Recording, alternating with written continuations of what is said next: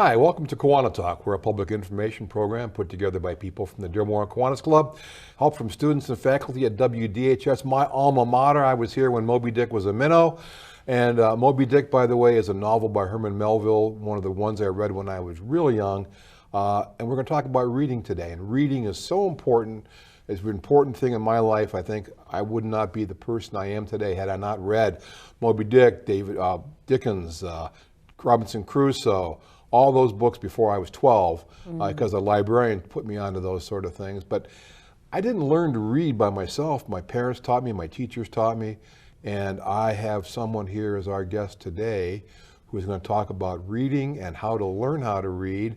And we have Kristin Dwyer, and we shall read. We shall read. Welcome to the show. Thank you. I'm glad to be here. I'm so glad to have you, because reading is one of the most fun, the best thing I ever did. Because reading, in my mind, takes you anywhere in the present, anywhere in the future, anywhere in the universe, anywhere, and it's all in the book, and the way that the author writes those things gets into your mind, and when you see that picture and you know how to read, it's a really tremendous thing.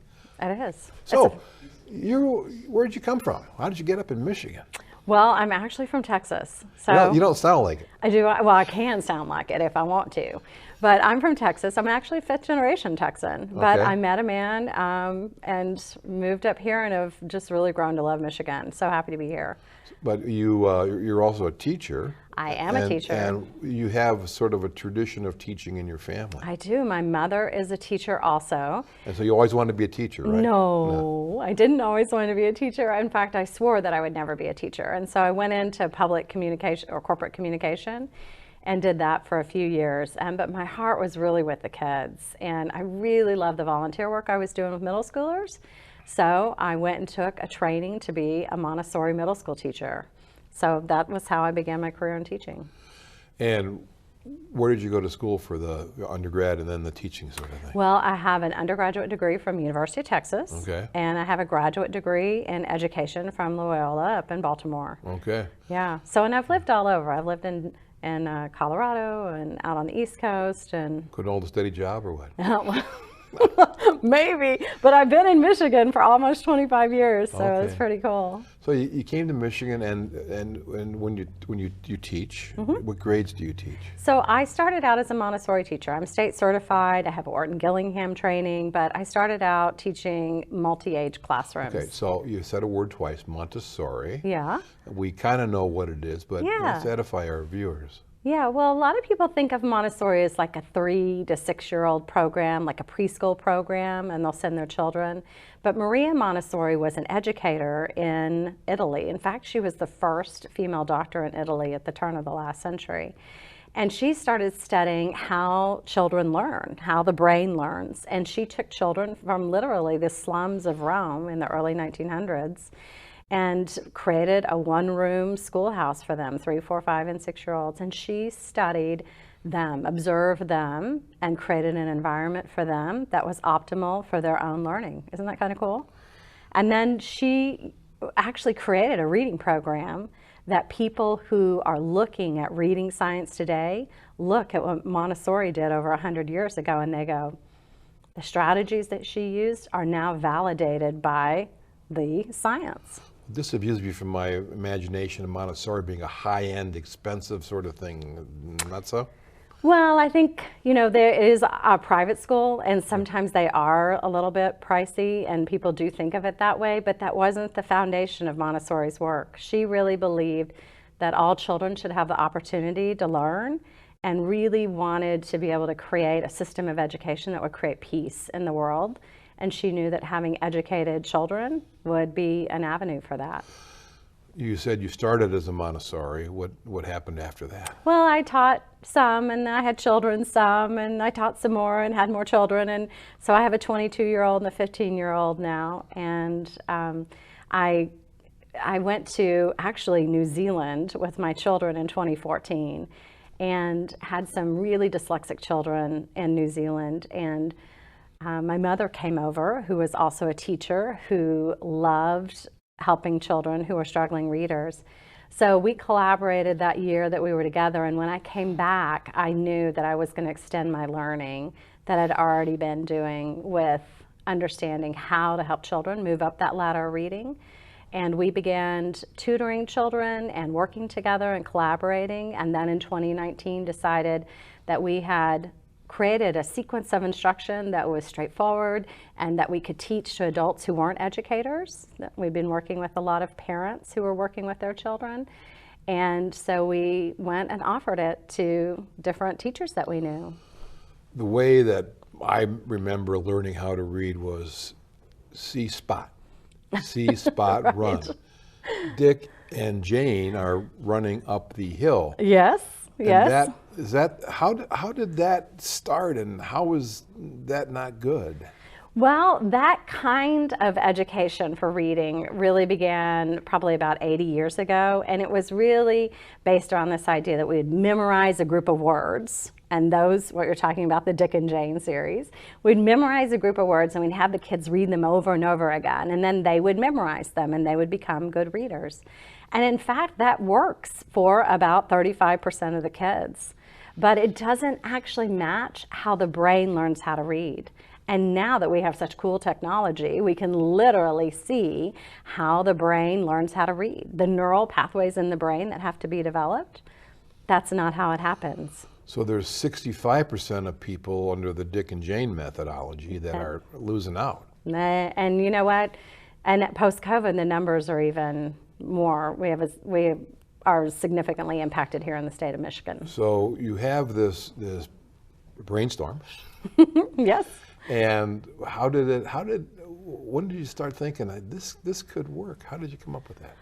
Well, it was actually just a leap of faith in 2019, and we found two teachers at two fourth grade teachers at Holland Elementary and Taylor, and I'd give them a huge amount of credit. And they invited us into their classroom with their principal's blessing to come and help them learn what they could do to help their children move up that ladder of reading. So we taught them strategies that were things that they'd never done before. So we have charts that have the letters on them that look like alphabet charts, kind of. And the kids tap the charts, A, apple, A, B, bat, B, even in fourth grade, because we know that children have to have all of the letter sound connections in order to read. It's how the brain learns. E as F, L like Lou, D dog dog, K like cup, S on C I C E C Y C.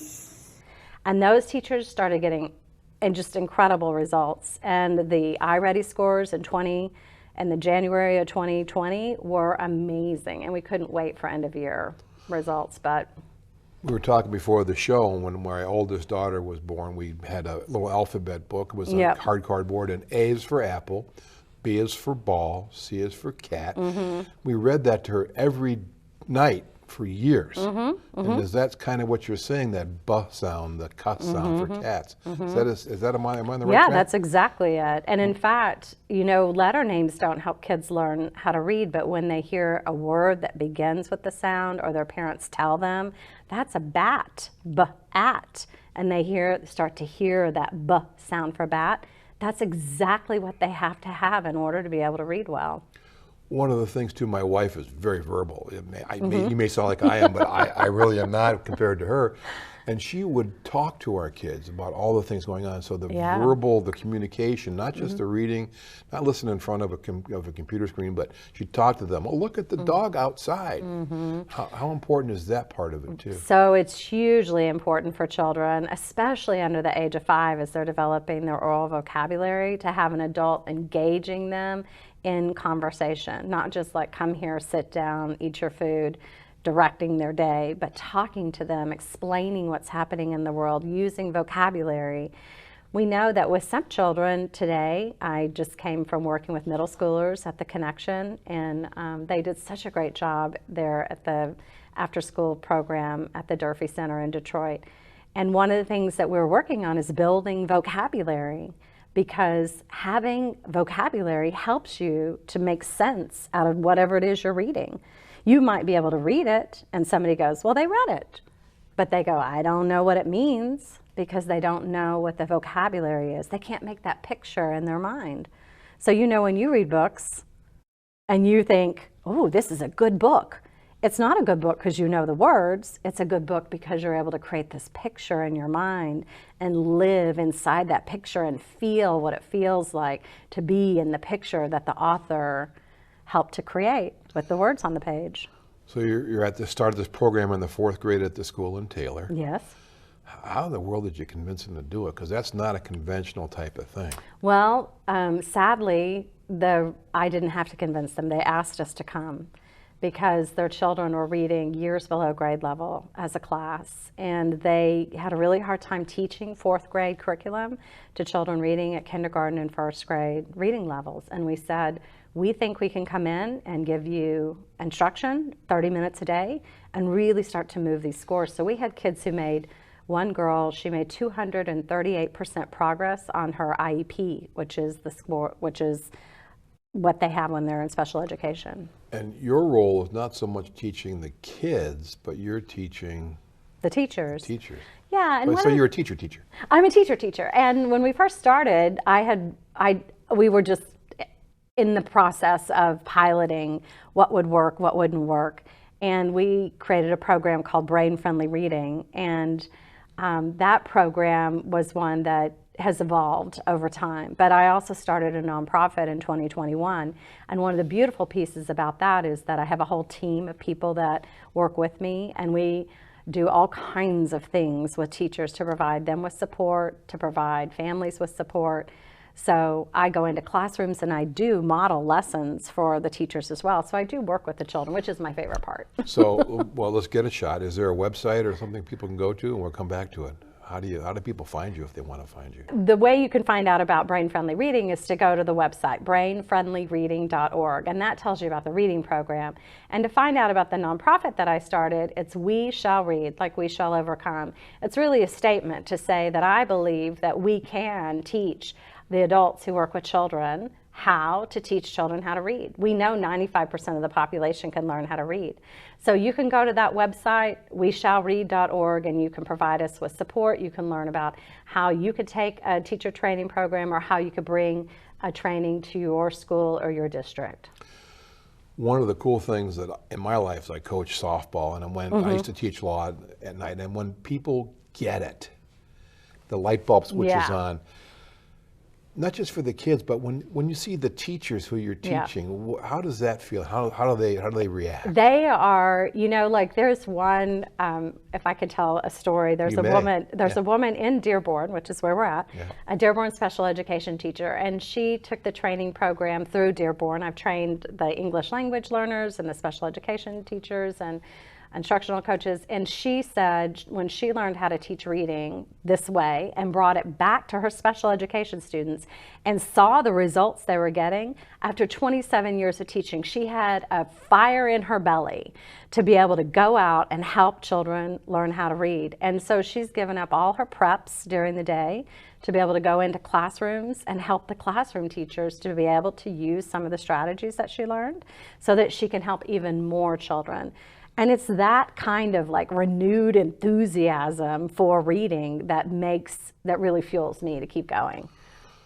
When you planted the first seed, okay, what was your thought as how big is this going to sprout and then grow? What did you really think? I really just looked at what was the next step. Who was coming to me saying, hey, we would like help and we would like support. And the teachers who took the training online during COVID on Saturday mornings from 10 to 12 for 10 weeks, and then went and had great results and came back to me and said, this is working so well for my children. Will you help me help my teachers at my school? And of course I would say yes. But I had no idea that we would be where we're at today, and we're still a pretty small nonprofit, but I have a group of about 20 other women who are educators who also have a fire in their belly for saying we want to help more adults have the kind of success that we're having so that we can impact even more children, because literally this transforms children's lives.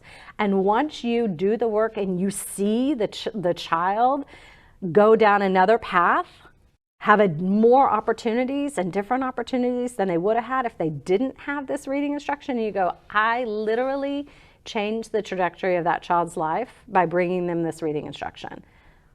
What's more powerful than that? Doesn't get any better than It doesn't get any better than that. And it's sweet every single time. It doesn't get old either. So what we're going to do, we're here with Kristin Dwyer. That's me. I keep on calling you Karen for some reason. Kristin Dwyer, We Shall Read. We're going to come back and talk about more of the program, refresh you on how you can locate it, or if you have interest in it, the foundation and the nonprofit she's part of. Don't go away. I'm Gary Garden. We'll be right back with Kristin Dwyer.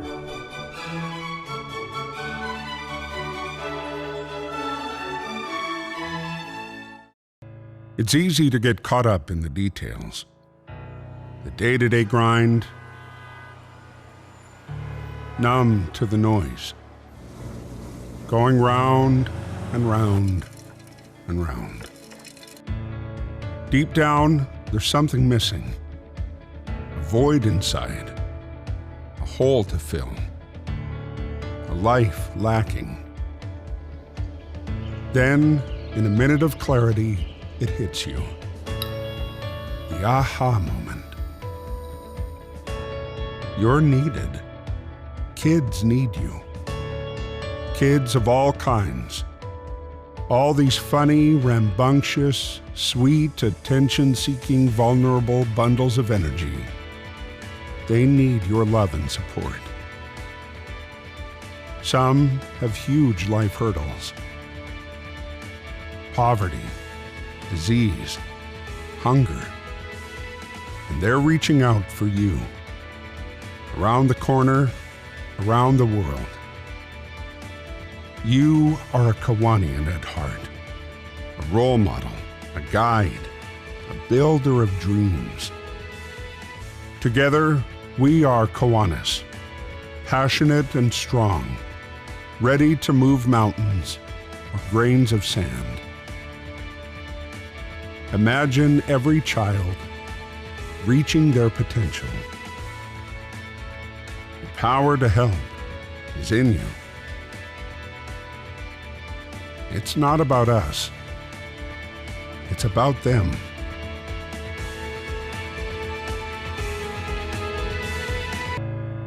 Do you hear the call? Kids need Kiwanis. Kiwanis needs you.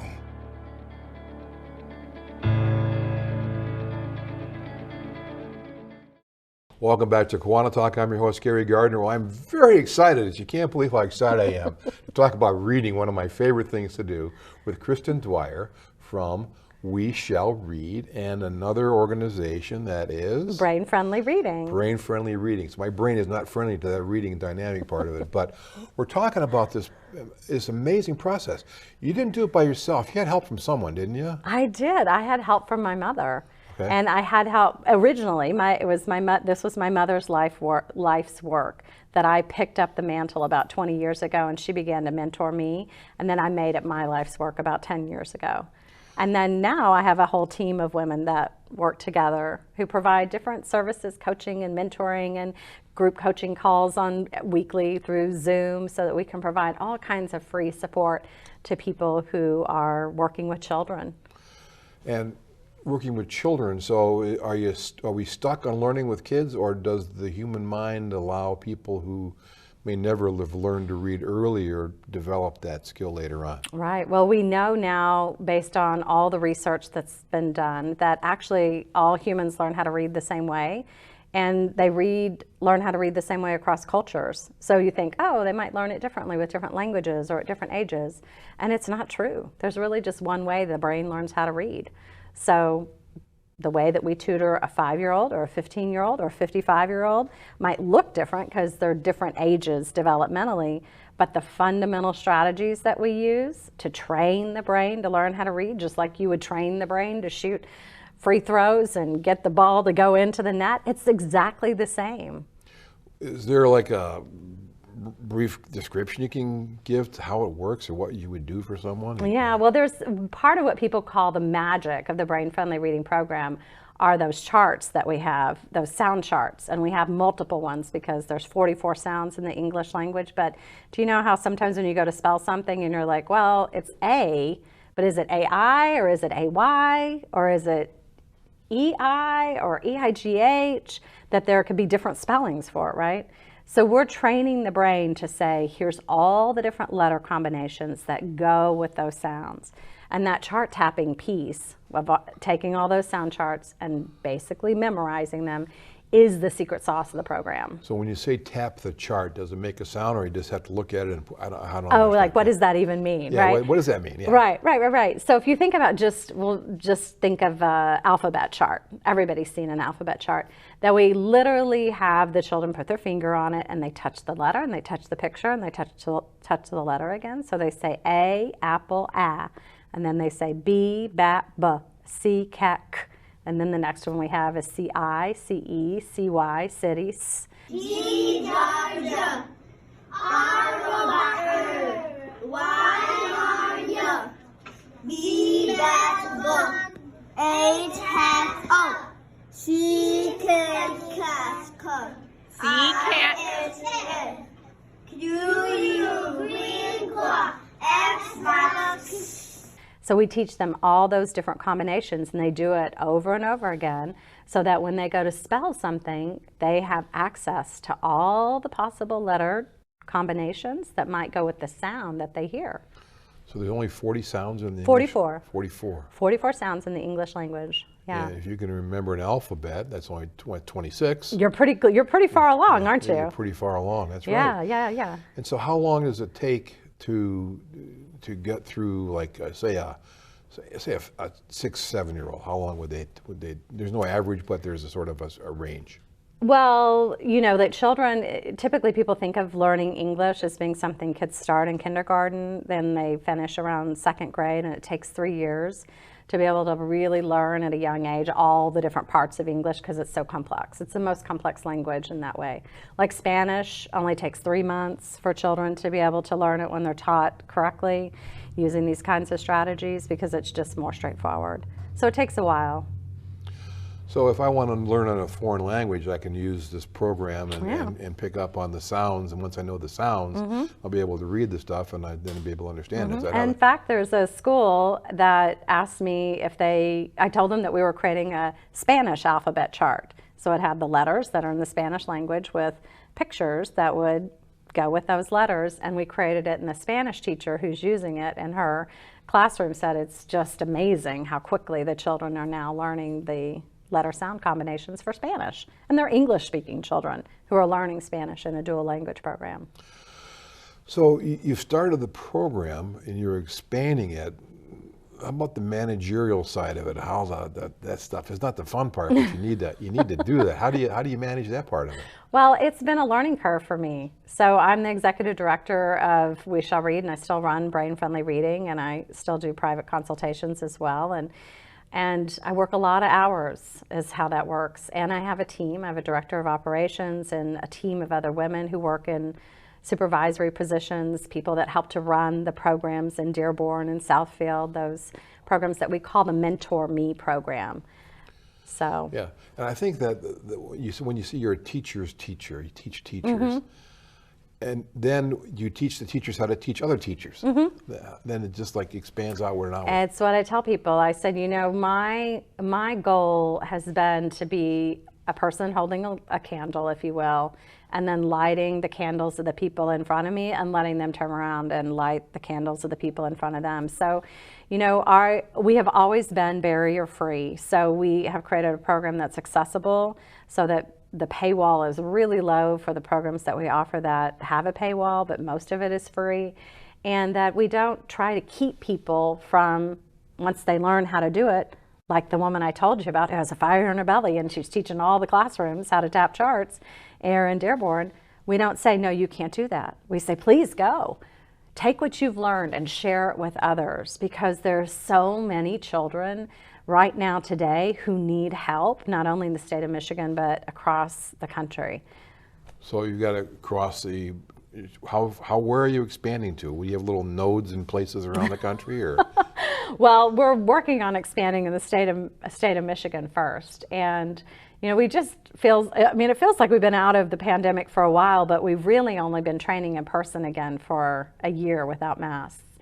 And So we have places where we train. I just trained a group of teachers up in the Thumb in Michigan, at Brown City Brown City schools on dyslexia. This summer I'll be up in Leland working with the teachers at Leland schools doing trainings up there. So, and then there's people in St. Louis who are contacting me to come and do training down there. And I'm also have a Train the Trainer program. So I'm training the people, that group of women that I'm working with, I'm training them how to be trainers so that we can expand. You said something just in passing with that, now that we're not using the masks. How Yeah. important is the facial expressions to get the sounds or the Well, if you asked any kindergarten teacher, they would tell you that it was profoundly difficult to teach children how to read when they had to do it behind a mask. It's just that when we're working with helping children develop oral and written language, being able to look at somebody's face is helpful. It's not that we have to be able to see the face in order to hear the sounds and reproduce them, but it's part of what it means as a young child to understand what language is. When I took French, my French teacher said the French sounded E, Yeah. which is a hard sound to imagine, but when you see the E, Yeah, yeah. you can imagine that part of it. Right. So that sounds really cool. We've got just a short time left. What is it that you really want to let people know about the program? Well, I think that, you know, I'm doing this work because I profoundly believe that every child deserves to have the opportunity to learn how to read, and that we have a moral imperative to make that happen, and that we have a program that we can teach other people how to do that don't have to have an education background, so that we can have literally a trained tutor who has support on every street corner. That's really the vision that I had when I started. I said, what would it look like if in Michigan, on every street corner, every child said, I know where I can go and get help for reading. I can go to that house or that community center or that library, and there'll be people there who can help me. Families could access that support. And it's possible to do. And we've created a program that we can train people who are not teachers to be successful in doing it. So that corporate communication thing that you sort of started out, Yeah. you're still kind of doing it, but in a whole different way. Are you ready to scale up this process? We are ready to scale up. I've spent 5 years really building a network of people who really believe in this approach, who've practiced it, seen the results of it, and we've worked on building out our infrastructure to be ready to be able to expand the level of service that we can provide to the state of Michigan. Well, Kristin Dwyer, I am so happy you came. I learned so much. Thank you. Congratulations to your mom, too, especially. Yes. And get out there and read a book, okay? You know, reading is so important. You cannot imagine how important it is for yourself, especially for your kids and your family. Get out and do it, and don't just listen to stuff on your headsets. Read, right? I concur. Kristin, It's all right. You can call me Karen. Okay, Karen, we'll see you. Thanks for coming on, Karen. Kristin Dwyer, thank you. Bye-bye. Thank you for having me.